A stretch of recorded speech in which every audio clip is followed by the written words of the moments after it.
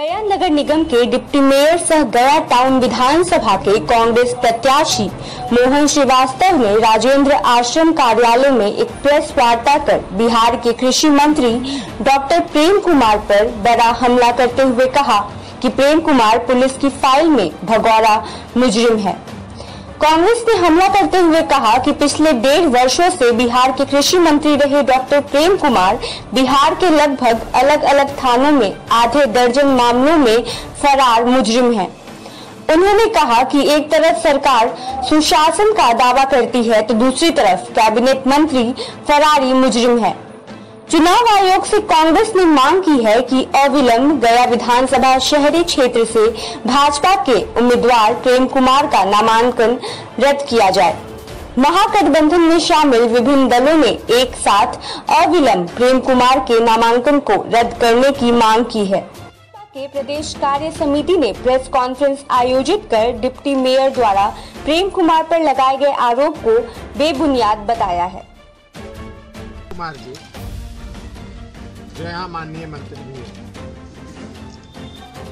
इन्होंने गया शहर को 60 टर्म से यानी लगभग 30 बरस से नगर विकास मंत्री रह करके नगर को अस्तित्वहीन करना,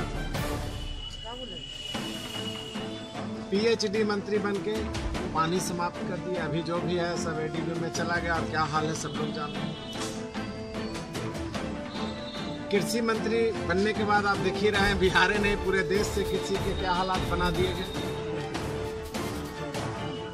और PWD मंत्री बनने के बाद गया शहर का सड़क आज भी 7 निश्चय के बावजूद भी नीतीश कुमार जी ने कहा था कि अगर हम घर घर रोड नाली गली पानी नहीं देंगे तो दोबारा वोट नहीं दीजिएगा, हम चुनाव नहीं लड़ेंगे। गया टाउन में नगर निगम क्षेत्र में कम से कम 1000 रोड नाली गली मिट्टी है और वहाँ से चलना मुश्किल है, हजारों। और पिछली बार जब मैं 2010 में चुनाव लड़ा था तो ये PWD मिनिस्टर थे। जब मैं यहाँ आया तो उनके बारे में ये मुझे डॉक्यूमेंट मिला कि माननीय न्यायालय जिला एवं सत्र न्यायाधीश के द्वारा मुकदमा में उनको स्काउंडर भगोड़ा घोषित किया हुआ। उसके बाद वो अंडरग्राउंड हो गए थे 2010 के चुनाव में। जो मंत्री बनेंगे वो शपथ लेते हैं कि जो भी मैं कहूँगा वो सत्य निष्ठा से कहूँगा और भारत के संविधान को अक्षुण्ण रखूँगा। और ये कितना बड़ा व्यक्ति है, कितना महान व्यक्ति है, जरा देखिए कितना भी है स्काउंडर 2010 के चुनाव में और हम लोग को आँख में धूल और जनता के आँख में धूल झोंकते हैं। और जब आज मैं ये नॉमिनेशन पेपर इनका रद्द करने का मांग किया हूँ, इसलिए किया हूँ कि इनके ऊपर मुकदमा तो टोटल जो ये खुद से ब्यौरा दिए हैं, ये देख लीजिए 1, 2, 3, 4, 5, 6 मुजफ्फरपुर से लेके सब चारों तरफ का 6 मुकदमा। और हम लोग को आंख में धूल झोंकते हैं कि हमसे शरीफ कोई व्यक्ति नहीं। समझ गए। अब नया चीज ये तथ्य आया है सामने कि 92/ केस नंबर 92/2004 और गया GRP में ये मामला दर्ज है और इस केस में ऑलरेडी वो वारंटी है और इन पर वारंट निकाल के सीनियर SP को माननीय न्यायालय से दे दिया गया है। जब ये दिया हुआ है और वो मंत्री हैं और इस साल भर पहले से इन पर काफी दिन से वारंट है, तब फिर ये मंत्री बन के सरकार बन के कैसे घूम रहे हैं? यानी इस सरकार में और ये व्यक्ति पिछली बार भी भगोड़ा घोषित थे न्यायालय से और इस बार भी ये वारंटी है। देख लीजिए कागज का दे रहा हूँ 92/2004 FIR नंबर RPF गया का ये केस है और उसमें इन पर वारंट निकला हुआ है। तो कैसे गए नॉमिनेशन करने के लिए और इनका नॉमिनेशन रद्द क्यों नहीं?